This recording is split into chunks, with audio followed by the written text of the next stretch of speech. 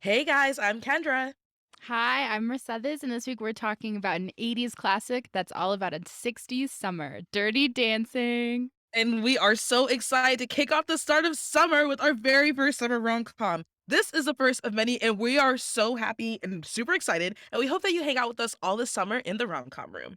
But of course, Mercedes, we have to kick it off with our celebrity crush of the week. Who are you Oh my crushing on this God. week, girl? So, my crush is the entire cast of Fire Island, the The new entire cast. Hulu rom-com. Yes, everybody, Matt Rogers, Bowen Yang, Joel Kim Booster, everybody.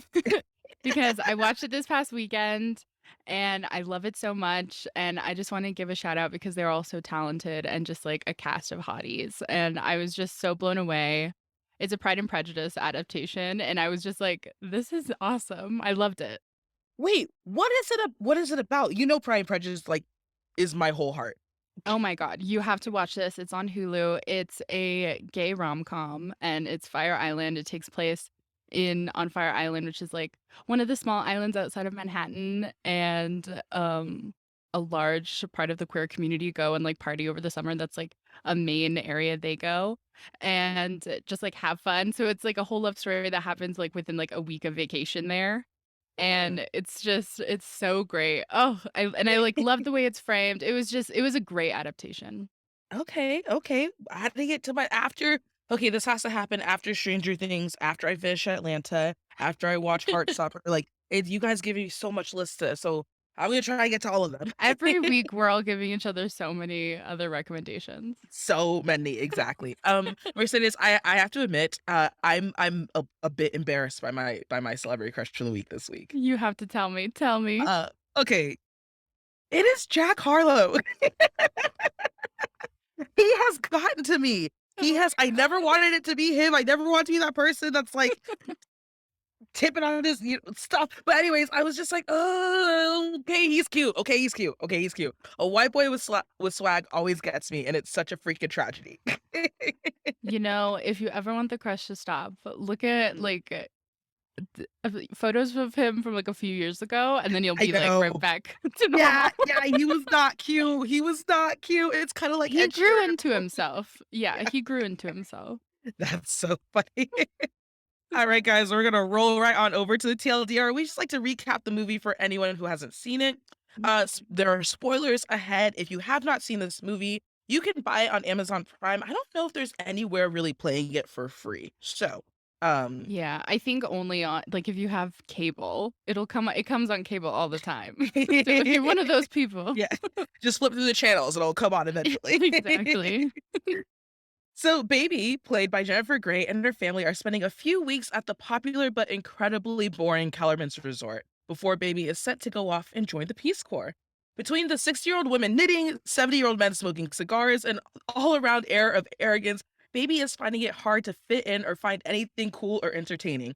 That is until one night when she sneaks into a staff party and meets lead dancer and guy from the wrong side of the tracks, Johnny Mhm. Castle, played by the late, great Patrick Swayze. When Baby discovers Patrick's dance partner, Penny, is knocked up by another staff member, she goes out of her way to help her, doing everything from like borrowing money from her rich doctor dad to help her with the abortion to even lying and covering for her.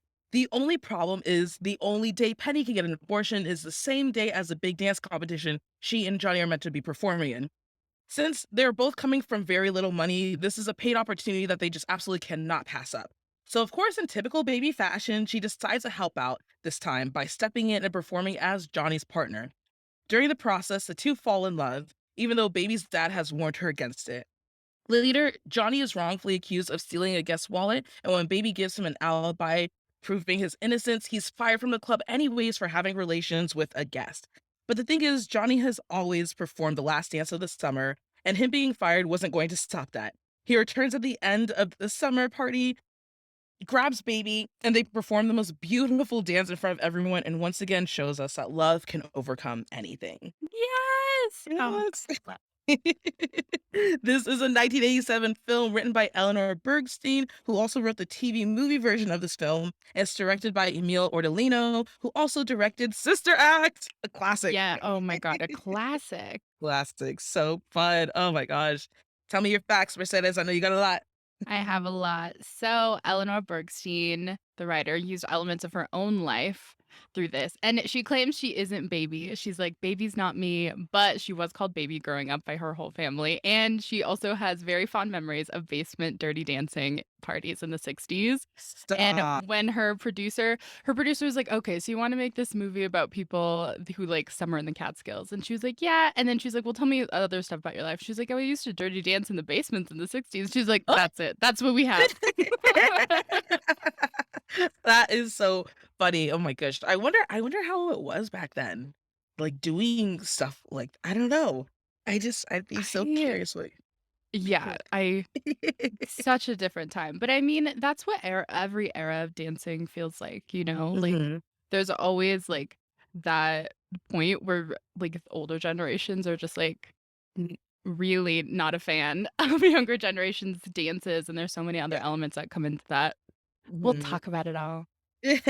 So Jennifer Grey, who was 27 years old at the time, played Baby, who was 18 Oh years my old, god. and I'm just so jealous because I could never do that. I'm one of those people I've always looked older than I am. I remember when I was 16 going into Wet Steel to get a job application, and she gave me one, and I had asked, "Do you have, like, an age restriction or whatever?" Because I was 16 at the time. She's Yeah. like, "Oh, I thought you were 21." And I was like, "Huh."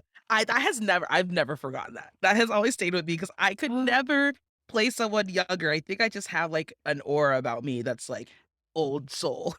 a similar thing would happen to me as a teen too, because I'm tall and I Mm. grew yeah, I've always been taller. So like when I was like 12, people thought I was like 17. Yeah. And I'm like, no, I still have like awkward baby face. Yeah. I'm like, I'm clearly not. I'm just tall. How old were you when you, like, hit your current height? 14. Wow, It really? was yeah, it And you're sucks. like 5'10", right? Yeah. Uh, And in like 3 years, I grew 10 inches. It was just I had no idea what to do with myself. I was like, "This is so weird." That is so cool, that is so cool. Okay, so did you know this movie was rejected 42 times by different studios? And it had such a tough time getting made for a lot of reasons. It was a woman writer, a woman producer leading this and pitching it. Mm, And it was about dirty dancing. That was the title. And then it also has this abortion storyline that really can't be removed from the plot because it's so tightly part of the plot. mhm. And, yeah, so it ended up being the most popular indie movie once it was released, and it was such a low budget that, like, most of their budget had to go to the movie rights. So I'm just so impressed by this, or not the movie rights, music rights, sorry. Yeah. You know what's really annoying for me, just, like, working in Hollywood, is this is exactly what they do. Everyone turns down something new and fresh and exciting. Mhm. And then once it's done and it's done correctly, everyone wants to do it. Like, you Yeah, have no I feel like it was the same story with Stranger Things, which is arguably the biggest show to ever exist. I think yeah. it was rejected a bunch of times. Everyone was like, "No," and I remember when I was working at Stars, I got to see the original mood board for it. I don't know how I got my Ah, hands on that, but I got to see, like, the original mood board, and it's basically a document that the filmmakers create to show studios the settings and, like, the whole like, the mood of the tone right. of the show and things like that, and so they have images, and they have pictures and different text to support it, and it's really cool, but then I feel like everyone rejected it, and now every, like, production company, every network is trying to have, like, their Stranger Things, right? And it's just so Yeah, annoying. I wish that Hollywood just, like, take a chance on things. I I really wish they know. Because, like, look how much impact these different Mhm. stories have, and then it Yeah. takes so much for them to be made. Yeah, Oh, exactly. It's so very frustrating. And I just yeah. feel like I think it's so cool too because as someone who bought every single movie known to man growing up, this movie was the first one to sell 1,000,000 copies on home video. Oh my Isn't god. that insane? Like, the success of this Crazy. movie is inspiring, actually. Yeah, and, like, it says a lot because people would go right from the movie to the record store and buy the record of the movie too, like, the whole album, Mhm. which, like, I feel like isn't the most common thing to do. Like, you're not gonna be like, "I need this soundtrack." Like, you'll maybe, like, listen to, like, one song, but the whole soundtrack, and it's so good. Mhm. And our king, Kenny Ortega, our most beloved High School Musical Oh, director. Yeah. was the choreographer for this movie, Of course, of and course. I am just forever grateful for this man. I'll never I can never say enough great things about him. I love it. What else you got for me? Oh my gosh. So you talked about how Jennifer Grey was actually 27. Well, Patrick Swayze was also 34, which is insane, playing like this young boy. Mhm. And did you know they weren't big fans of each other? They did not get along. They worked together on Red Dawn a couple years before. I recommend watching because it's just Yeah. a absurd movie.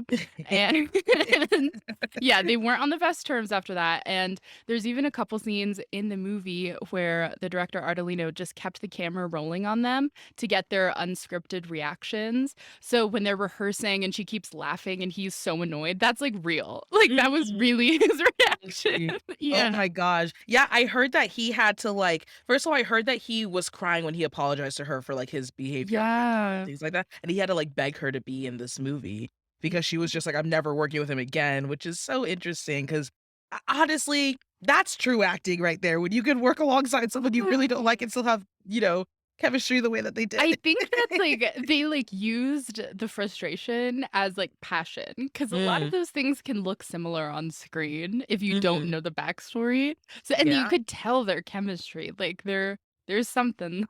There was there passion. there's something there.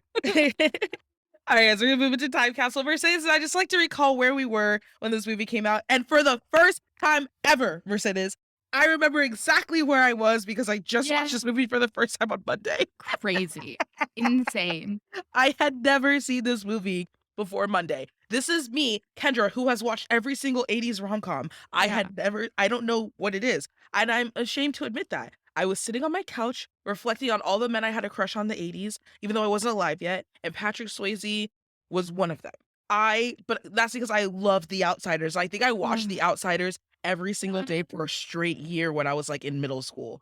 Ugh. oh, yeah. That movie had an impact. Mhm. Oh, impact. And listeners, if anyone has not seen The Outsiders, oh, please. Well, first of all, grab a box of tissues and sit down and watch The Outsiders because it's literally Yeah. every guy had a crush on in the 80s. Get ready to see young Rob Lowe. Yeah. Oh my god, Tom Cruise too. Oh my god, everybody. Everyone's in Everybody. it. Everyone. Where were you when you watched this for the first time? Okay, so I don't remember where I watched it for the first time. I was definitely really young. Mhm. And because I would watch these with my mom all the time, these types of movies. And but I have some pretty great memories about it, like Mhm. related to this movie. So in 2019, I presented two grad school research papers at this conference, and it took place in the Catskills in New York. And I had never been there before. And no exaggeration, this resort we presented at and stayed at looked exactly like Dirty Dancing. It was like, Wow. they filmed it here, this is the set, and then I did some more research, and because of the budget, they actually filmed it in Virginia and North Carolina. Uh, But this was, like, where it was supposed to take place, in the Catskills, and I was like, "Oh my god, I'm living my Dirty Dancing dream." And I was, like, walking around, I was like, "This place is weird." Like, it really does feel like you went back in time when you're inside this building. It Mhm. was a strange place. It felt like a liminal space, like, time just wasn't going. Mhm. Okay, Mercedes, of all the rom-coms that you've watched, which I know it's been many, which one would you okay, so obviously they're set all over the place, and I feel like a lot of rom-coms really take place in big cities. What is that one rom-com that you would love to just, like, live inside that world? Oh my Like, you would god. want to live in that city, you'd want to, like, go to that school, or you'd like to, like, work at that like, what rom-com world would you like to live in? Oh my god, that's the hardest question. That's crazy. I mean, I feel like, you have to be in New York. Like, the greatest Mm, rom-coms are all New York rom-coms to me. okay. Okay. And yeah, like, I have to be in the city. Because then I also think, like, one of my favorite rom-coms, which I think Mhm. is very underrated, is While You Were Sleeping, but I don't wanna live in Chicago. Yeah. So would it be I'm really getting technical here. Yeah. I think I'd just stick with the classic and go with When Harry Met Sally. Like, I'd love to just, like, have her job and just, like, wear awesome sweaters in, like, wonderful fall. I hear that, I hear that. What about you? Oh gosh, see, I asked you this question and had absolutely no answer for Um, okay, what is that new Rebel Wilson where she's, like movie where she's stuck in a rom-com? Um, uh, isn't it romantic? Yes. I don't know why that just popped into my head because I loved her apartment in there. Oh, Yeah. but I don't see, the thing is, I don't wanna live in New York City. I don't have a super big desire to I just feel eternally unsafe in New York. No offense to our producer, Lucy, who lives over there. What? I just feel eternally unsafe when I'm over there, and I feel like everything is dirty. Everything is so dirty. Like, never wear flat sandals because your feet will touch something. Yes, I am LA through and through, but that is okay. So, I feel like, gosh, if I were I always those questions where, like, if you had the chance to go back in time, what time period would you go back to and, like, what would you Yeah. do? So, my answer is always I would be a teenager in the '80s. Like, Molly Ringwald would be on my walls, Rob Lowe and Andrew McCarthy, my goodness, would be, like, my celebrity crushes, I'd have them all over my room, like, you know how you have that wall right next to your bed and, like, the first thing you put, like, your favorite Yeah. celebrity on there, so they're the first thing you see when you wake up? Yeah, it'd be a tie between Rob Lowe and Andrew McCarthy at the time because they were both just, like, oh, so good, and in a future episode, we have to do Pretty in Pink because that is the Oh best my Andrew gosh. McCarthy. It's so good. Yeah, I I cannot wait till we do Pretty in Pink. Yeah, exactly. So, I always feel like that's what if I were to go back in time, that's the time I would go to. But what else were you doing in the year that we did not exist because this movie came out before we did? So yeah, this movie is older than us, and it's the first time we're doing a movie that's older than us, which is really Oh, exciting. okay. Um, but Really? I really do associate this movie with New Girl, which if you're a listener, you've probably heard me rave about New Girl a couple Mm, times now. It's my favorite show. It's like my comfort watch forever. yeah. And because this movie plays such an important part of from like the pilot to the end. Like Mm. you see it in so many big moments. So I always think of Nick and Jess and their love story because they're my favorite. And there's one episode where they break up in season 3 and she's like sobbing watching this. And he like calls her up. They're doing their like breakup routines because they still live in the same apartment. So he's like drunk calling her from his room and she's like watching the movie in the living room crying. And he's on the phone being like, I've heard all your 3 viewings of the movie. I don't understand how Penny got in trouble. And she's like, it was a different time. And it's so cute. So I always think of them, and then I just have a crush on Patrick Swayze all over again, and then I have to watch Roadhouse. Yeah.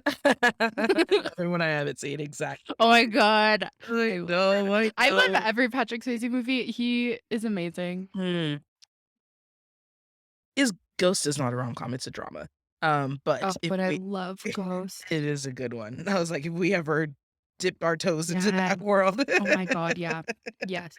All right, guys, it's time for the Rom-Com Hall of Fame. But of course, Mercedes, as always, we have to roast this movie. Came out in 1987, so a lot of it doesn't age well. And I Mm, just feel like the classism in this movie is abhorrent. It just always stuns me how people can have so much money and absolutely no class, and there is a difference.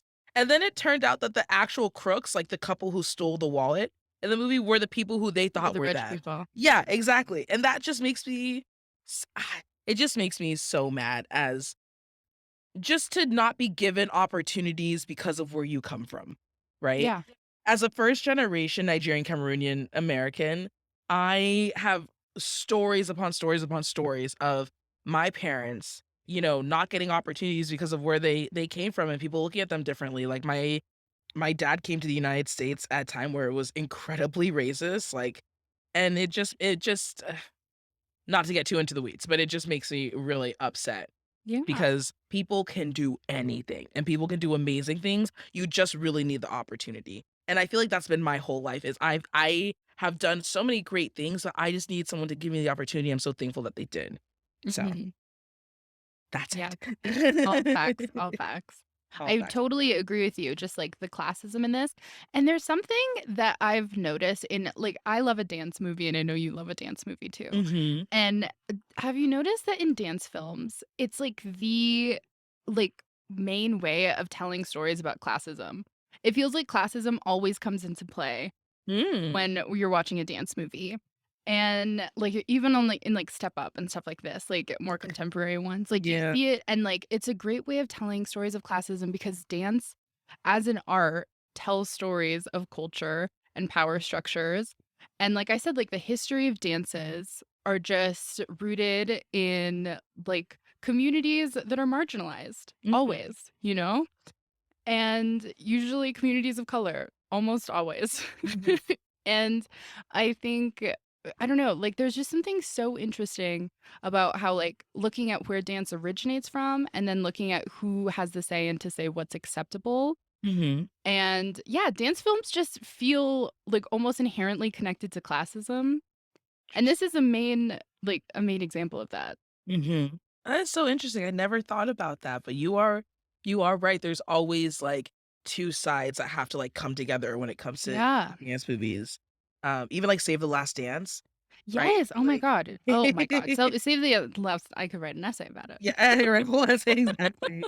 You know, what I also don't like is Johnny's just whole approach towards Baby, obviously having the context of Patrick Swayze and Jennifer Grey not liking each other before making this Yeah. movie makes sense, but he was just so hot and cold with her. Like, one minute he's like, "What is she doing here?" Then the next second, he's dancing seductively with her. Then the next second, he's back to, "What is she doing here?" And I was just, like, so confused. I was like, "Wait, you were just nice to her, and now you're, like, angry at her again." Just and she hadn't even opened her mouth. She literally just said, "I carried a watermelon." Like, that's all she ever said to him, and he was just, like, so mean to her, and I I don't know. think I always come from the approach of, like, be nice to people until they give you a reason not to be, right? yeah.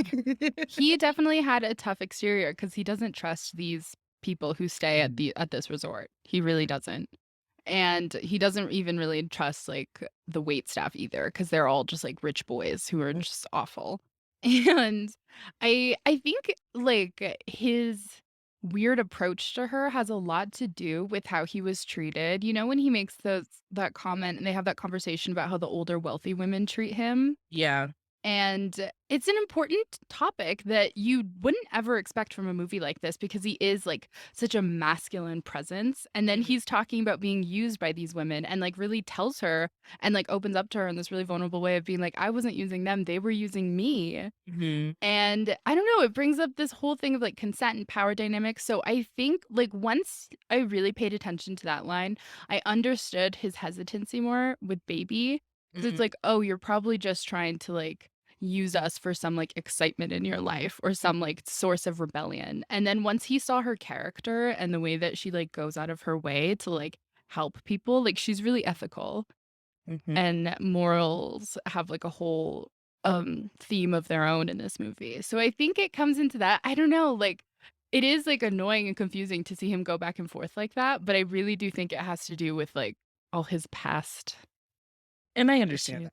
Yeah. I can appreciate that. I don't know. I think it's because I've always me and men, we go way back. We have a we have a history of, like, Me how and then me and men how men interact with me and how I interact with men, right? I feel like I yeah. definitely get the type of guys that are like Johnny, who are like, "What is she?" Like, just kinda mean to me for no reason, where I'm always like, "Hey, everyone, how's it going?" Just, be nice to me. Yeah. So, No, maybe like, there's a complete difference from, like, this movie character being rude and men in real life being rude. Like, get it together. You are no Johnny Castle. You are no Patrick Swayze. You are so right. What else do you have to roast Mercedes? I know you have more. So, yeah, like, I've kind of brought in a couple of my roasts to our combos, just, like and I don't even know if they're real roasts, I think it's, like this for me is the biggest thing. It's, like, justice to Penny, all Mhm, the love to Penny, and just the way she's treated by that waiter is so horrible, and the way he talks about her to Baby and is just like I'm not gonna help people, like or like, I forget his exact phrasing, but he's just like, "Why would I help somebody like that?" Like, really just careless, and yeah, it's just so, like, painfully real, and I'm glad this portrayal shows her decision, and, like, never questions her, and, like, no one ever questions her decision mhm, to have this abortion. And I don't know, it shines light on like the reality of illegal abortions, but it's also terrifying because obviously it's unsafe. And then we see like that we get to see it. She's not well after, and then baby's doctor dad has to come help. Luckily, he does. But it's just so horrible to like. I don't know. It's just like the harsh reality of like having to see this and know that this was real for so many people out there. mhm, And Bergstein, who wrote this, was insistent on this story, even in 1987, and a lot of people had pushback because, like, a lot of studios being like, "Well, Roe versus Wade is around now, so you don't need it in this movie." And she was like, "Well, actually, this is telling a story about the 60s." And she really wanted to emphasize safe and legal abortions. And she actually has this quote, which is eerily relevant, where she says, "Well, I don't know that we will always have Roe versus Wade."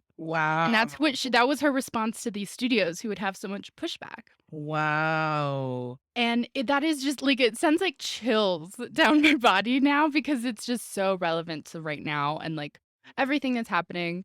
And it's just shocking because I think we grew up at a time where we're like, yeah, of course that would never happen. But she grew up in a time where she saw that switch happen Mhm. legally, where I think there's definitely more hesitance with people in her generation of being like, "Well, you didn't see this go down when it was Yeah. really, really bad and really illegal." So, yeah, I think a lot of the critiques I have of this movie were necessary for the plot, like the Mhm. classism and just the treatment of Penny and all of that, and just, like, the way that Johnny explains being used. So, yeah. It's a Th it I think, it is pretty chilling how relevant it still is today, even with, like, Mhm. Johnny and his personal experience. Just, Totally. there should be a world where at some point you can't relate to movies anymore, like, Yes, especially know? a movie that came out 35 years ago. In August, it'll Yeah. be 35 years. Like, that's such a long time. And Mhm. then for this movie to be like, "Oh, still true." And then for these topics, like, everything Johnny says, it was shocking to hear in, like, an '80s movie Yeah. about being used. And then even now, that's so rare to hear men who are victims talk about that on Yeah. screen or otherwise, you know? Exactly, exactly. Listeners, we wanna know, what do you guys find so shocking about this movie? Just, like, the Yeah. relevance and everything. Yeah. But I also wanna know from you, Mercedes, like, obviously, there's a lot to unpack with this movie, but there are some really good and some really sweet and wholesome moments. Yes. And what was your absolute favorite quote from watching this movie? Oh my god. My favorite quote is, "I carried a watermelon." That is a good one. I It's think so I'm gonna awkward. it is so awkward. I think I'm gonna have to go with the absolute iconic one of, Yes, "Nobody puts baby in a corner." so good. And then his speech after where he's just like, "This woman taught me what it is to be like, how to be the kind of person that I wanna be one day." And it's, like, so sweet, and it's like, oh, wow, he really loves her. It is very sweet. What is your other favorite quote? My other favorite quote is when he's really annoyed at the owner's son, and he's like, "That little wimp, he wouldn't know a new idea if it hit him in the pachanga." And Mhm. it's just, like, such a quick-witted thing, but it's so funny because it's right after that guy was like, "You have to do the pachanga for the final dance?" Don't even know what that is. Yeah, I'm like, "Okay, loser." Alright, so I have to ask you then, Mercedes, if this movie popped up on your Tinder feed, would you swipe left or would you swipe right? I'm swiping right forever. This movie is hot and Mm, sexy and melodramatic, and it tells such a good coming of age story and provides the sense of reality within its dance and romance story. Like, you're never bogged down by the reality of it, but it's mhm, still like you're still having fun the whole time while still knowing that like real life is happening within it. mm. And it's iconic. We know that. And like think of how important it is to pop culture. Even if you've never seen it, you know the references. You know the Yep. lift at the end, and you Mhm. know nobody puts baby in a corner. Like that, it solidified itself as this classic against all odds from productions and like all the difficulties that had to be made. And it's just a movie that can easily be overlooked because we'd be like, oh, it's just like a love story, dance movie, whatever. And then you watch it and you realize how nuanced it is and how just so much depth it has, and it's also just a great love story, and, like, the dancing is so great, the music is awesome. I'm in love with Patrick Swayze. Okay, so I agree with you on everything. It is an iconic movie. Patrick Swayze is amazing, and everyone knows the references. But I'm actually gonna have to swipe left. I Oh, Yeah. Okay. So you know me. I love my rom-coms that like take place in the middle of relationships. So this movie should have been perfect for me. But I think it's because of the tension and animosity between Patrick Swayze and Jennifer Grey. I feel like I could feel that because I didn't necessarily feel a ton of chemistry between Johnny and Baby like I would have liked to woof. see. I still feel like he's putting on an act, like, the whole I never fully believed that he gave his heart fully over to her, And also too, Mercedes, like, this is the thing, I really can't stand old people, and this movie is full of them. Like, There are a lot of old I people. there are a lot of old people. I didn't watch this movie until now, and I personally didn't feel like I missed anything. Like, everything that I saw, I was like, "Okay, I knew about that. I knew the lift, I knew the quote." And I feel like I have other '80s rom-coms that I love that I'd watch over and over and over again over this one, like Say Anything or Pretty in Pink or Some Kind of Wonderful. Like, those are some of my favorite '80s rom-coms. So I feel like those are the ones I gravitate towards more than Dirty Dancing, but I can appreciate it for the impact it had on our culture at the time. I can appreciate it for how the relevance is still around today. But I'm gonna have to swipe left. I'm so sorry. I'm so I sorry. am, shocked, like, my heart is on the floor. I'm sorry, but hey, I think Wow. it's good for us to disagree sometimes, right? Oh, totally. No, and obviously, it's your opinion, and, like, we all have our own favorites, you know? This is just yeah. Wow.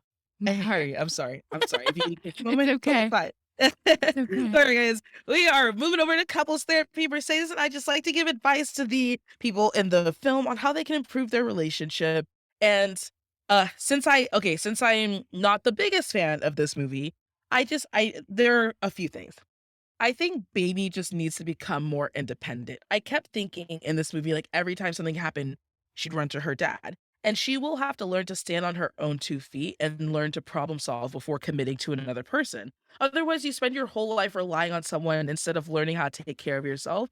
And then when those people become unreliable or something happens, you're left waist deep in crap with no idea of what to do or anything. I also too this thought just came across my mind.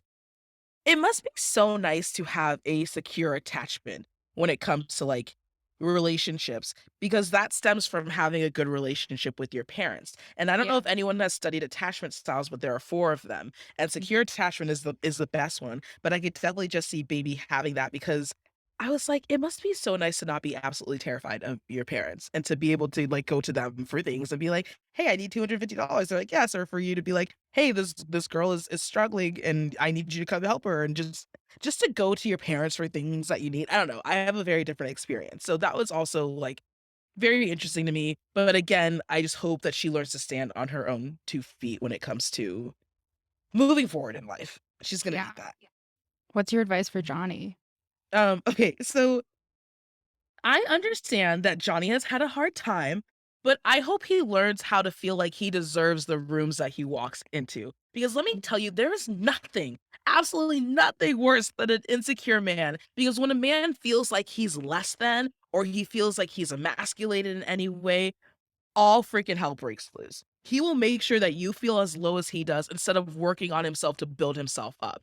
And you're probably wondering, Kendra, do you have experience in this? 100%. Ladies, please don't ever be with a poisonous man. Like, do not ever be with an insecure man because it is the worst. They will work so hard to bring you down instead of working on themselves. And it's such a horrible feeling. It's a horrid feeling. Don't ever do it. What is your we're getting real. We are getting real in the rom-com room. If you guys are wondering, that's what we're talking about today. My advice is a little different. My advice for these 2 is to just keep dancing. There you And go. what I mean by that is, like, we get to see their trust grow and their bond really build as their dancing together gets better. And Yeah. we see their dynamic, like, once they're really trusting each other and, like, vulnerable with each other, their dancing takes on a whole different shape. Mm, And I don't know, it feels, like, honest for, like, off camera and on camera because Jennifer Grey wasn't a dancer either, so I think mm. she, as Baby, was really learning this, while Patrick Swayze studied dance and, like, is from a family of dancers. Yeah. And I think yeah, I think the dancing is such a good metaphor for their relationship, and once they're really in sync on the dance floor, that's when they're in sync on a romantic level and an emotional level too. So I think Mm. the dance just really tells the love story. I think it's interesting how during couples therapy, we have vastly different advice from them based off of how we feel about the Yeah, movie, and I'm excited to explore that in future episodes, like, when we don't agree necessarily on our take on the movie, like, how our totally. advice to them changes too, because it changes the whole perception. Mhm. of what we're watching. But I'm curious, what do you feel like their love languages are?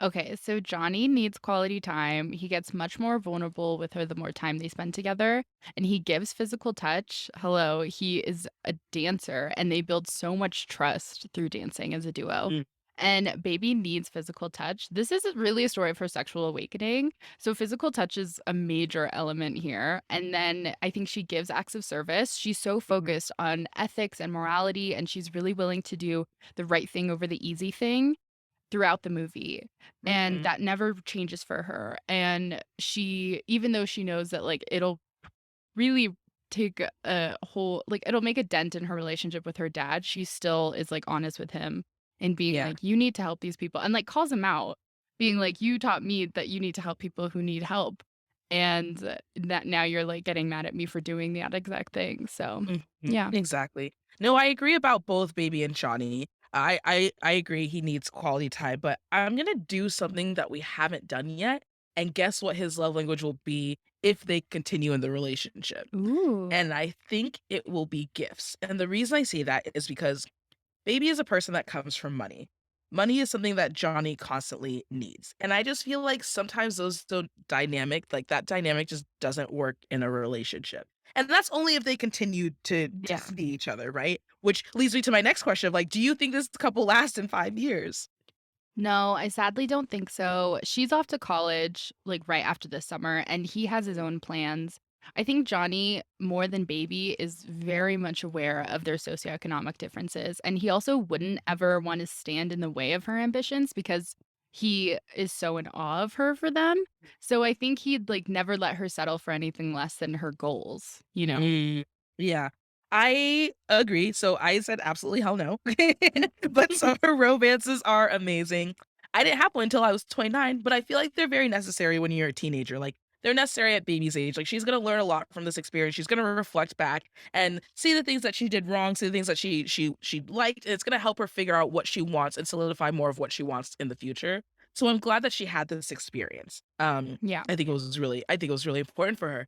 Um, you know what's so funny, Versailles? Every time we get to Heartthrob, you know that, Ray Charles song or it's called, like, "Oh, Johnny" or something? Yeah, And he's yeah. like, "I need a Johnny," or she's like, "Oh, Jo" I always wanna say Heartthrob like that. I always wanna be like, "Heartthrob."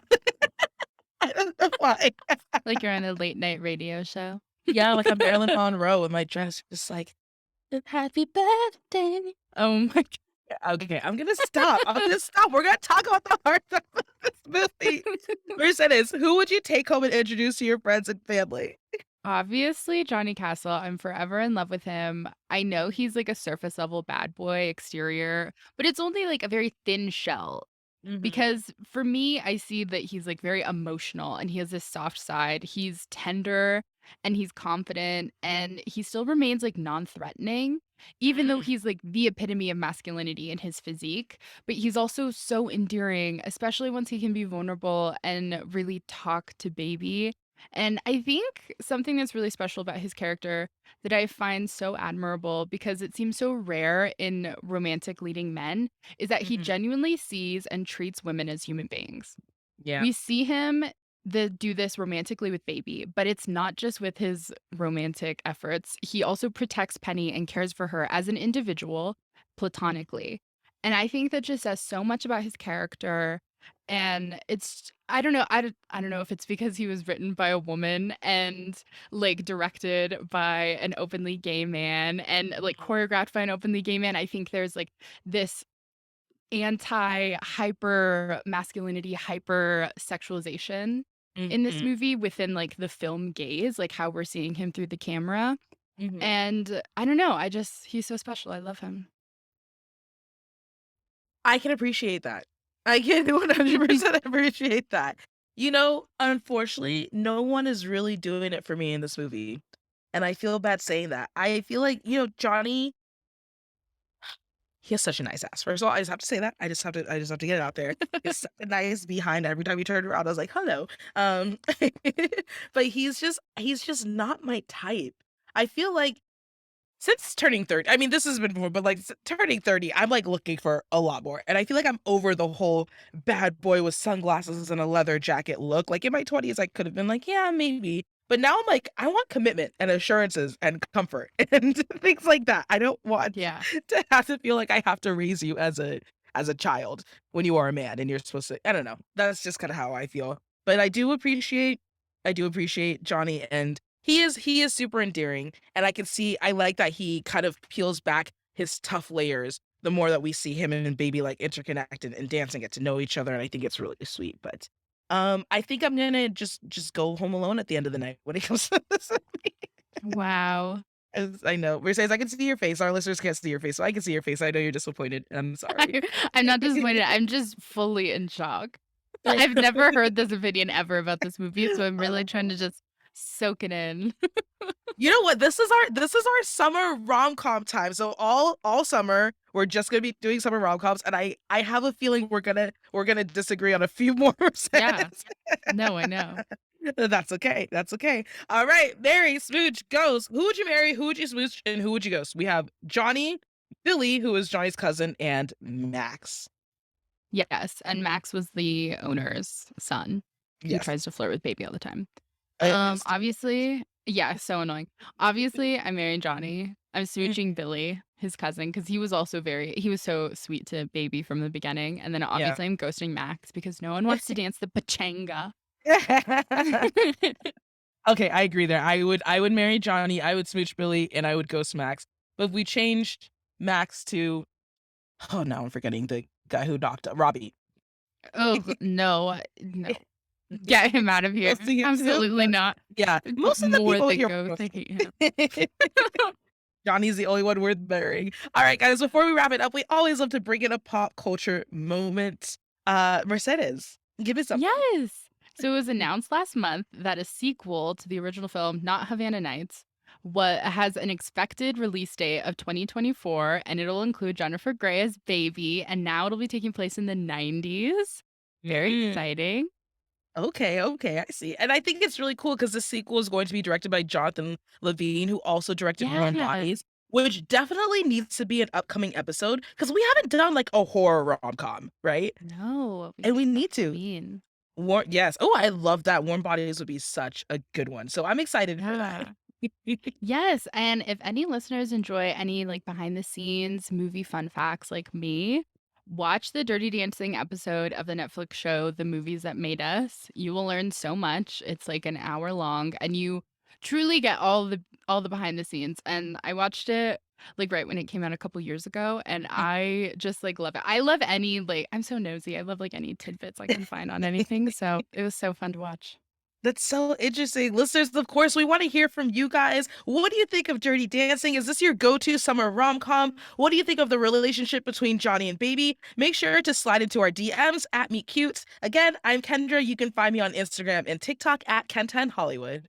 Yes, and I'm Mercedes. You can find me at MercedesGV11. And if you're looking for new rom-coms, follow Meet Cute wherever you listen to podcasts and follow Meet Cute on socials everywhere. Bye, everybody. We'll see you next week.